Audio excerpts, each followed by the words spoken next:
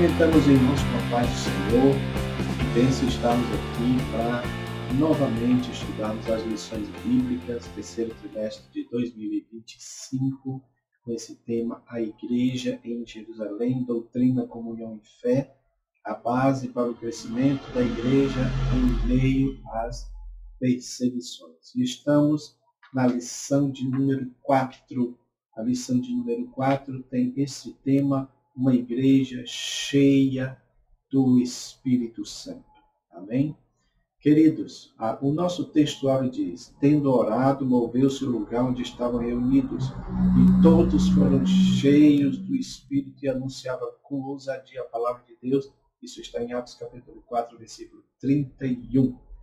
E nossa verdade prática se expressa da seguinte forma, uma igreja cheia do Espírito Santo suporta aflições, ora com poder, e ousa, ou seja, tem ousadia no testemunho cristão.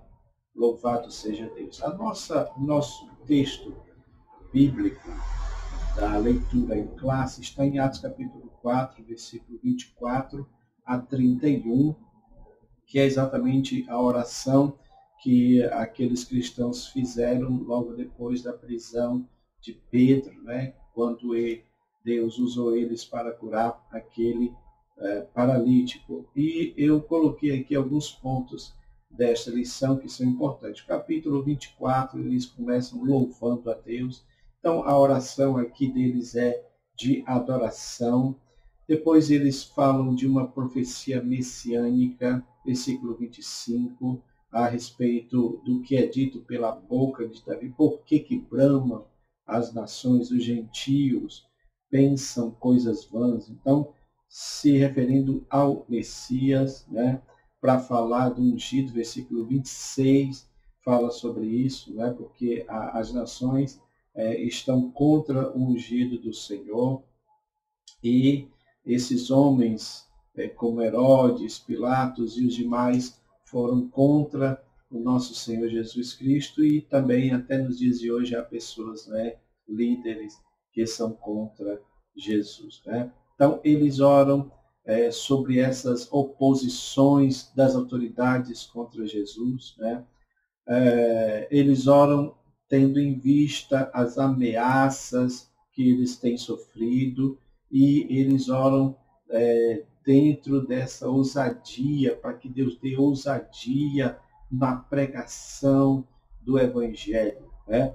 E para que haja manifestação sobrenatural através de curas e milagres, né? É o que eles têm pedido nesta oração, que eles pedem, os discípulos falam nesta oração, tá bom?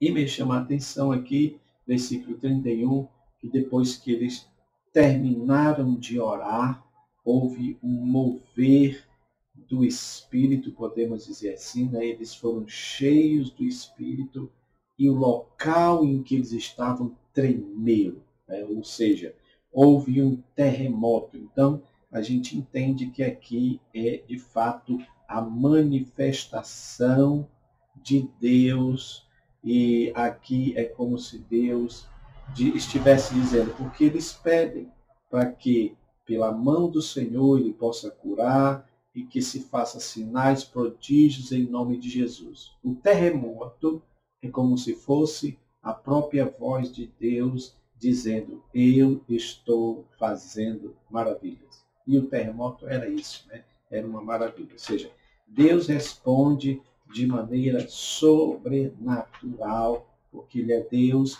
é todo-poderoso, controla o sol, controla a lua, as estrelas, controla o céu, controla o mar, controla a terra, controla todo o universo, tá bom?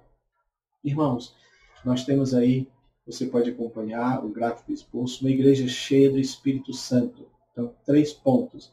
É uma igreja perseverante, que suporta o sofrimento, que não negocia seus valores e que está convicta da sua fé. Segundo ponto, a igreja que ora com poder, ou seja, é uma igreja, conforme mostrei aqui, que ora com propósito, ela tem um objetivo, ela ora com unidade, porque todos estão unidos no seu propósito. não tem oração contrária, não tem oração divergente, todos estão unidos, né? E eles estão também orando fundamentado na palavra de Deus, que isso aqui é maravilhoso, né? Nós podemos ter certeza, convicção de que a oração que Deus ouve é aquela oração que tem como base a Bíblia.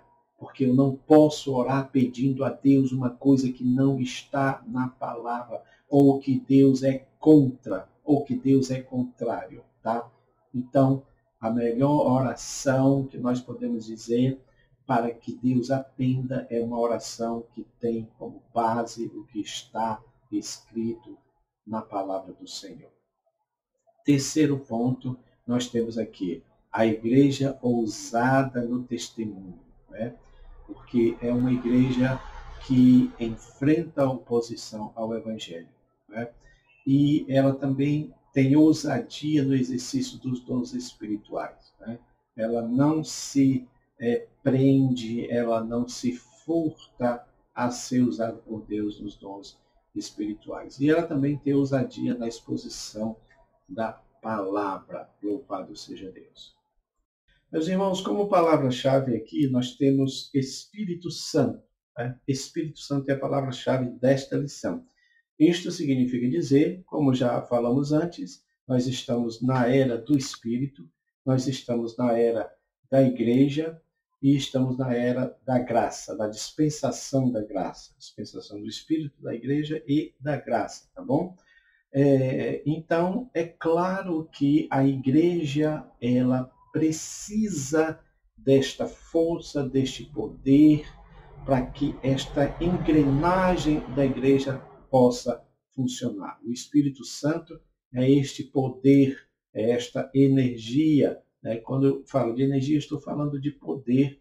Não estou dizendo que é uma energia sem personalidade, tá, irmãos? Eu estou dizendo que é o poder, tá? Assim como Deus é esse poder, essa energia que nos dá força para nós continuarmos. Assim também é o Espírito Santo. E eu anotei algumas coisas aqui na nossa introdução para dizer o seguinte, que a igreja, ela era perseverante porque era movida pelo Espírito Santo. Veja que agora você não tem mais a pessoa, né, de Jesus presencialmente ali, visivelmente com eles. Porque ele tinha dito para eles que iria para o Pai, mas ele ia enviar um outro Consolador que estaria com eles. Então, este Consolador estava presente e está presente na igreja hoje, tá?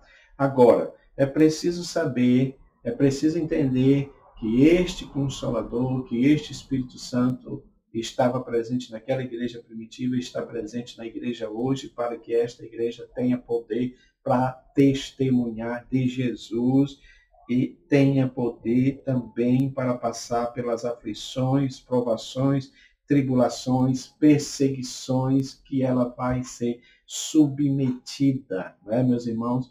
Nós estamos aqui vivendo num país democrático, não entendemos bem o que é esse tipo de perseguição, embora alguns digam que a igreja está sendo perseguida hoje, mas não, tá bom? Aqui no nosso país, não. Existem países, principalmente países comunistas, países islâmicos, né, que não admitem que você tenha uma outra religião, então as pessoas são perseguidas nesse sentido, sim, né? Países comunistas que não admitem o evangelho, e a gente sabe que tem igrejas lá que são perseguidas, tá bom? Mas aqui no Brasil nós não temos esse tipo de perseguição. É bom que a gente entenda que essa ideia que alguns falam de uma igreja que não é perseguida, uma igreja que não é sofredora, ela não existe na Bíblia, tá bom, meus irmãos? A igreja sempre foi perseguida, a igreja sempre foi sofredora, a igreja sempre passou por tribulação, por aflição, sempre teve todo tipo de oposição contra ela. Então é importante que a gente diga isso, tá? Porque tem alguns pregando aí um evangelho light, uma igreja de um evangelho fácil, tá? Mas não é isso, tá bom? Então a gente vê essa igreja sendo perseguida, mas o que mais me chama a atenção é que quanto mais eles eram perseguidos, mais eles estavam orando, mais eles estavam buscando a Deus, mais buscavam reivindicação das promessas de Deus, da palavra de Deus, né, daquilo que Deus falou, tá bom? E orava também, suplicando por intervenção divina, por atuação divina, que isso aqui é o mais importante, não é, meus irmãos? Uma igreja ela pode ser até perseguida, mas o que ela não pode é deixar de ter a presença de Deus, porque aí ela vai fracassar, tá? Então, o comentarista faz uma observação muito interessante aqui, quando ele diz que ela renuncia seu próprio bem-estar e não fica na zona de conforto, como a gente vê hoje, igrejas que são, na verdade, fontes de entretenimento, igrejas que têm lojas para vender comidas, praças de alimentação, tem também cinemas, igrejas que têm quadras de esporte, ou seja, igrejas hoje viraram um conglomerado de diversão, né? Tem a igreja lá, mas nas cercanias da igreja, você tem tudo isso fazendo parte da igreja, tá? Do terreno da igreja, de todo o complexo da igreja. Então a gente percebe que nesse sentido tem muita gente acomodada, tá bom, meus irmãos? Enquanto tem cristãos que estão sofrendo, que estão padecendo muitas perseguições. Vamos lá, por causa do nosso tempo, e a gente precisa remir aqui o tempo. Entrando aqui, meus irmãos, no primeiro ponto, nós temos uma igreja perseverante. Então, nós vamos abordar esse tema da igreja que persevera, que suporta o sofrimento, que não negocia seus valores e que está convicta da sua fé, tá? É bom que a gente diga que nesse ponto da igreja que suporta o sofrimento, que a gente percebe, porque quando Pedro ele operou, Deus operou através dele aquele milagre, não é? Ele passou a ser perseguido, a igreja passou a ser perseguida. Isso porque a religiosidade daquela época, Deus não operava mais milagres naquela religiosidade. Então vem um grupo de pessoas que vem trazendo uma mensagem diferente, uma mensagem de salvação renovadora, que é a mensagem do Evangelho.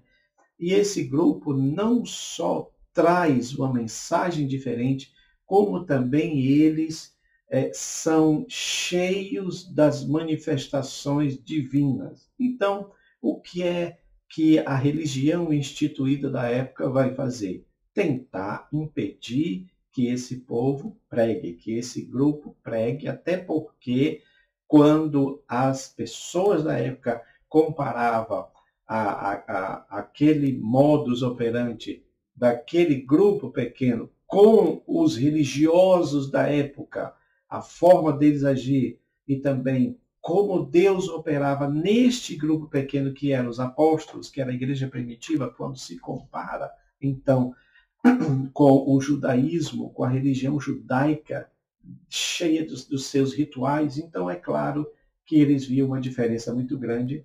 Então, eles entendiam que Deus estava com aquele grupo pequeno, né? A religiosidade sempre vai procurar impedir os cristãos de falar de Jesus, né? Porque, como Deus estava operando por meio deles, então o que eles vão fazer? Tentar calar os cristãos. A religiosidade vai fazer isso. Toda vez que você se levantar para fazer a obra de Deus, e que Deus estiver dando base para o que você está fazendo através de maravilhas, através da manifestação do seu poder, provavelmente haverá perseguidores, provavelmente a religiosidade vai perseguir para tentar parar, tá, o avanço da igreja, mas a gente sabe que a igreja ela não vai parar, exatamente porque tem um poder que está fundamentando ela, está energizando ela, tá? Está dando poder, força, graça para ela prosseguir. Então, é isso que a gente vê aqui nesse primeiro tópico. E ela vai suportar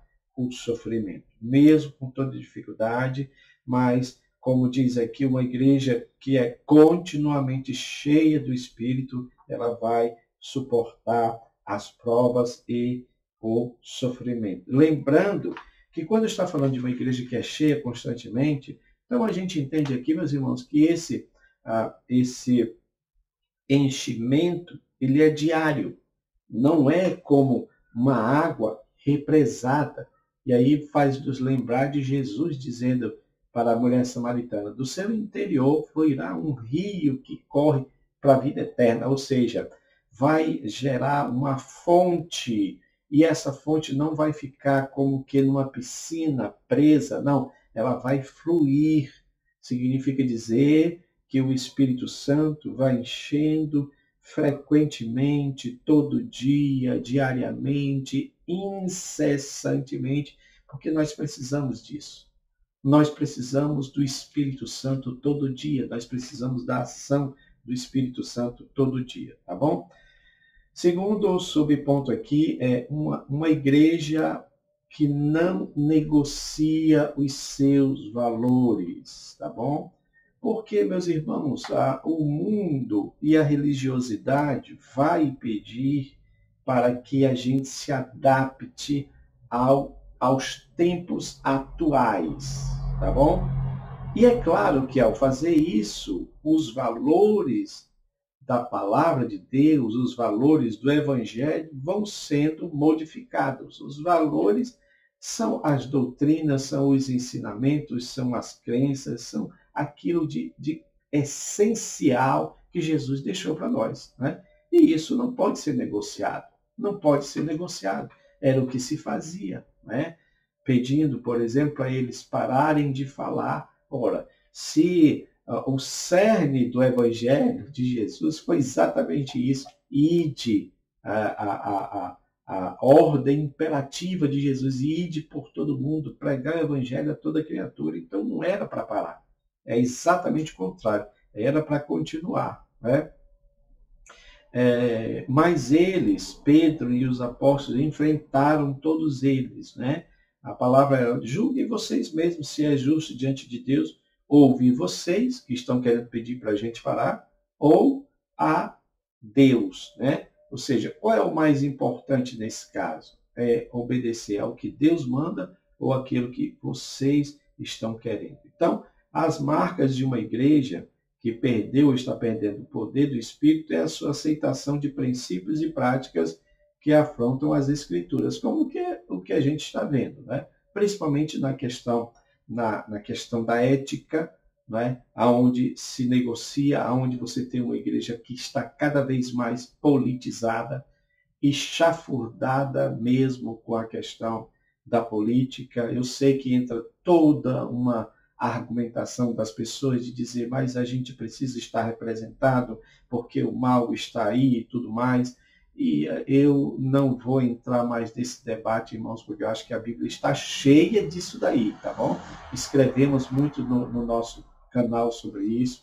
Jesus, quando ele diz, o meu reino não é deste mundo, ele está muito claro, dizendo que ele não vai entrar para essa questão política. A César o que é de César, a Deus o que é de Deus. Então, o cristão tem consciência que tem que votar em pessoas que têm digamos assim, esse direcionamento dentro daquilo que a gente acredita que está no Evangelho, né?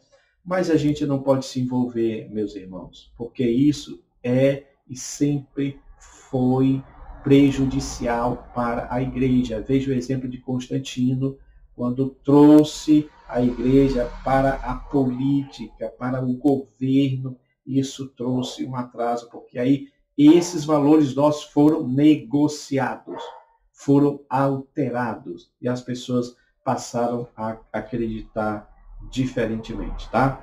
Então, por causa disso, porque se a igreja não negocia os seus valores, não significa dizer que essa igreja ela tem convicção da sua fé. Por que eles não negavam a Jesus? Porque, como diz Atos 8:6, eles tinham consciência do que viam e ouviam. Eles tinham consciência do que presenciaram, do que Jesus falou. Tá? Então, eles não iam negociar. Eles não iam abrir mão da sua fé. Continuava crendo, continuava pregando aquilo que eles viviam, porque eles tinham consciência do que eles viam e presenciaram, né? E ouviram.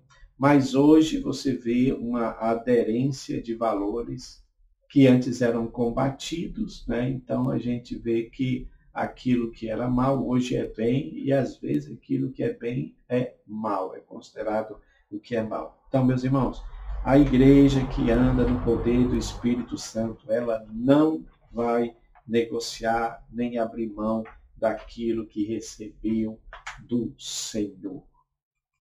Segundo ponto aqui, meus irmãos, nós temos aí uma igreja que ora com poder, tá? O que é uma oração com poder? O que é uma oração com poder segundo o que está escrito na palavra de Deus? É uma oração com propósito e principalmente um propósito que glorifica a Deus, que adora a Deus. Você vê que eles começam a oração deles louvando a Deus, dizendo: Senhor, Tu és o Deus que fizeste o céu, a terra, o mar e tudo que neles há. Então, a adoração precisa ter o propósito primordial a oração precisa ter esse propósito primordial de adorar a Deus, de exaltar o nome de Deus, de glorificar o nome de Deus, que foi isso que eles fizeram. Então, eles adoraram a Deus, eles glorificaram o nome de Deus, né? Exatamente para que o nome de Deus fosse glorificado através da vida deles. Eles estavam pedindo que Deus se manifestasse através deles, né? E isso é uma forma de glorificar a Deus, meus irmãos. É por este motivo, queridos, é por este motivo que a igreja não pode ser algo de escândalo. Escandalizar não é só uma questão para a igreja, não é só o nome da igreja que é escandalizado, é principalmente o nome de Deus que é escandalizado entre os gentios, como diz a palavra do Senhor. Por vossa causa, o nome do Senhor é escandalizado. E por que isso acontece? Porque muitas vezes nós não temos essa objetividade de orar para que Deus seja exaltado e que não haja nenhum tipo de escândalo, a fim de que o nome de Deus seja glorificado, não é? Mas também a oração precisa ser em unidade. É o que fala esse versículo, né, que é o versículo 24 de Atos 4:24, quando ele diz: ouvindo eles isto, unânimes levantaram a voz a Deus. Ou seja, eles estavam unidos, eles estavam reunidos, eles estavam em comunhão, eles estavam em união. Não havia aqui oração contrária. Não havia aqui, oração imprecatória nesse sentido, não é? Claro que sempre você pode orar para que Deus proteja, para que Deus tenha misericórdia dos ímpios, dos infiéis, mas o que me chama a atenção aqui é esta unidade que eles tinham de orar juntos, unidos, para que Deus pudesse operar. Hoje em dia, meus irmãos, isso é uma coisa que está ficando raro, porque nós precisamos entender que Deus opera onde há união. Ó, quão bom e quão suave é que os irmãos vivam em união. Quando há união de propósito e objetivo, Deus opera. Então, na nossa caminhada, a gente precisa entender isso, que nós precisamos estar juntos, unidos, reunidos, buscando a face do Senhor. Orando também fundamentado na palavra. Né? O que significa isso? Ele diz aqui, não basta orar, é preciso orar tomando por base a palavra de Deus. Orar, fundamentado na palavra, é orar crendo e afirmando as suas verdades, né? Esse afirmando as verdades, você pode ter também a ideia de reivindicar as promessas de Deus, porque Deus já fez as promessas, né? Agora, muitas vezes, nós esquecemos dessas promessas e não reivindicamos ela. Não tem a ver com aquela ideia, tá bom? Das igrejas neopentecostais, como tem um líder aí de uma dessas grandes igrejas pentecostais que diz que você tem que espremer Deus na parede. Não, irmãos. Isso é uma tolice. Ninguém faz isso com Deus. Deus que a gente serve é todo-poderoso, é altíssimo. Ninguém faz isso, tá? Agora, orar com objetividade e orar reivindicando que a palavra se cumpra em nós é uma forma até mesmo de você entender que Deus fez a promessa e que muitas vezes ele espera até uma atitude nossa, tá bom? Para com o cumprimento das promessas. Exemplo, o povo de Israel estava cativo em Babilônia, né? E você tem ali Daniel fazendo aquela oração pelo povo, né? Uma das orações que Daniel faz, ele faz com base na palavra de Deus, exatamente como está escrito aqui, né? E por que isso? Porque ele se lembra e ele cita o profeta Jeremias dizendo que o cativeiro duraria 70 anos. Então, o povo já estava chegando nesse período dos 70 anos e ele já estava orando para que houvesse o cumprimento da palavra de Deus no sentido, não é, do povo retornar para Jerusalém, para Israel, que era a terra deles, né? Então Deus disse que eles iam ser levados cativos, o cativeiro ia durar 70 anos, mas depois Deus ia trazer eles de volta para a terra. Agora, você vê que esse homem está se colocando, né, como se diz, na brecha, pedindo a Deus, suplicando a Deus, intercedendo a Deus para que a palavra de Deus se cumprisse. Irmãos, então eu digo para você que é muito difícil, tá bom?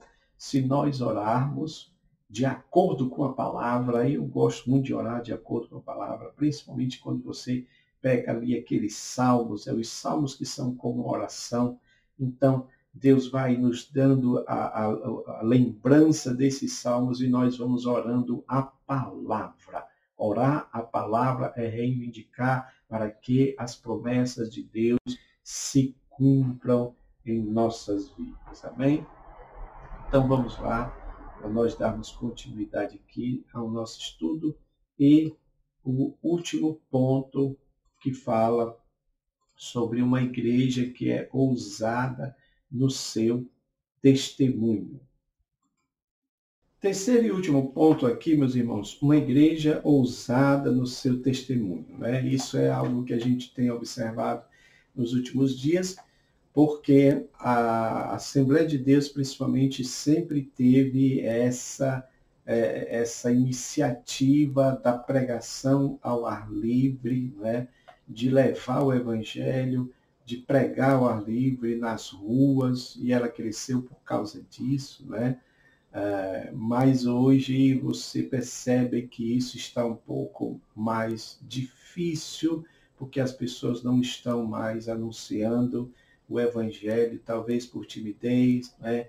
Então, de fato, está faltando essa ousadia que diz aqui a lição, né? Então, eles oram para que Deus olhe para as ameaças que são feitas. Isso aí também é outra coisa que qualquer pessoa que trabalha com evangelismo precisa fazer, né? Já que você muitas vezes você vai anunciar o evangelho e pessoas vão se aborrecer mesmo, como a gente está vendo acontecer nas redes sociais, né? Constantemente vemos isso aí. Há pouco tempo eu vi um vídeo em que estava lá um grupo, talvez 3 ou 4 irmãos, fazendo um culto de manhã, né? E um senhor, né, de idade chegou ali, começou a xingar, né, começou a provocar aqueles irmãos, né, chamando eles para brigar de fato, né? E então a gente vai ter essas oposições, né? Aqui também, vez por outra, quando fazemos evangelismo, nós temos pessoas, né, que passam e falam alguma coisa, gritam alguma coisa, né? Outro dia nós estávamos pregando em frente a uma igreja, né, a igreja Assembleia de Deus, e um senhor parou, né, olhou assim para mim, que eu estava pregando, e ele começou a falar algumas coisas, dizendo que tudo aquilo era mentira e tudo, e a gente só, né, Deus te abençoe, continuamos a pregar, mas pelo menos foi uma agressão mais verbal, porque existe outros que vão às vias de fato, às vezes usam armas de fogo, né, atiram mesmo nos servos de Deus. Irmãos, o texto de 2 Timóteo 3,12 diz uma coisa muito verdadeira. Todos que querem viver piamente em Cristo padecerão perseguições. O Evangelho de Jesus sempre vai ser oposição a um mundo caído e dominado por Satanás. Você tem aí uma igreja, pessoas que são simpáticas, o mundo é simpático a ela. Mas por quê? Porque eles professam um evangelho que está misturado com todo tipo de ideologias, né? Então, não tem problema você servir você dizer que é evangélico, que é crente, mas você adotar práticas que são contrárias ao Evangelho de Jesus, mas são favoráveis ao mundo. Então, é claro que essas pessoas vão ser bem vistas perante a sociedade, né?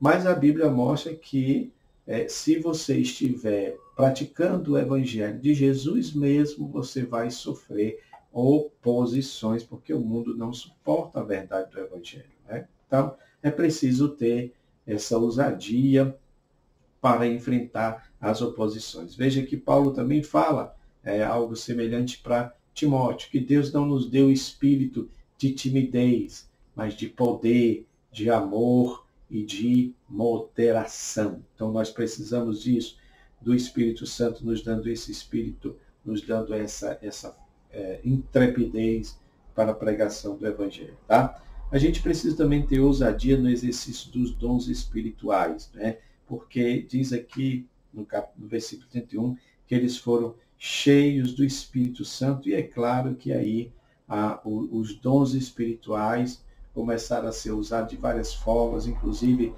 para revelar o que estava oculto, né? Inclusive para repreender ações malignas. Então, a igreja que é usada no seu testemunho, ela precisa utilizar-se dos dons espirituais para que Deus possa revelar o que está oculto e para que Ele possa trabalhar e agir na vida de todos os presentes, né? Além de tudo, essa forma dos dons espirituais é uma forma de Deus demonstrar o seu poder na igreja, né? Por que a igreja precisa ter ousadia, por exemplo, na exposição da palavra, né? As Escrituras dizem que após a oração da igreja, todos foram cheios do Espírito Santo, né? De novo, o Espírito Santo encheu eles. E eles anunciavam com ousadia a palavra de Deus. Ou seja, o anúncio, a proclamação, o querigma da palavra de Deus estava associada diretamente com o fato deles serem cheios do Espírito Santo. Irmãos, coloquei aqui uma observação. Por que eles tinham que ter ousadia? Tá? Porque eles estavam falando sobre Jesus, aquele que os religiosos daquela época mataram. Tá?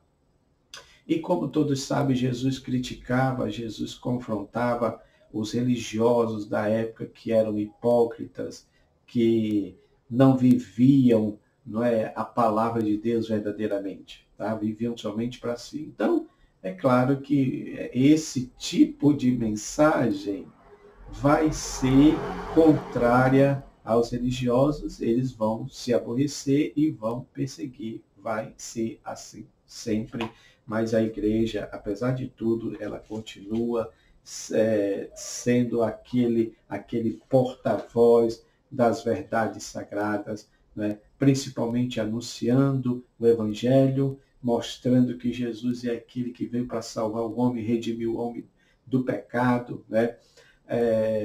E que também ele vai trazer justiça para essa terra. Por isso que nós precisamos anunciar o Evangelho, né? Paulo, ele fala alguma coisa parecida com isso, quando ele diz, conhecendo a severidade de Deus, persuadimos os homens. Ou seja, eu gosto muito desse versículo, que é uma forma dele dizer assim, eu sei que Deus vem julgar a terra, eu sei que Deus é sério, que ele vem trazer juízo sobre essa terra. E não vai ser algo simples, vai ser algo tenebroso, vai ser algo que vai provocar dor. Então, conhecendo Deus como ele é, na sua seriedade, então nós persuadimos os homens. Nós queremos convencer os homens. Para quê? Para que a ira de Deus não se abata sobre todos, né? A ira de Deus vem principalmente sobre os filhos da desobediência. Meus irmãos, Deus abençoe a vida de vocês. Muito obrigado por vocês estarem conosco. Continue compartilhando nossos materiais, compartilhando esse vídeo. E que Deus abençoe e tenhamos todos uma aula cheia da presença do Espírito de Deus. Amém.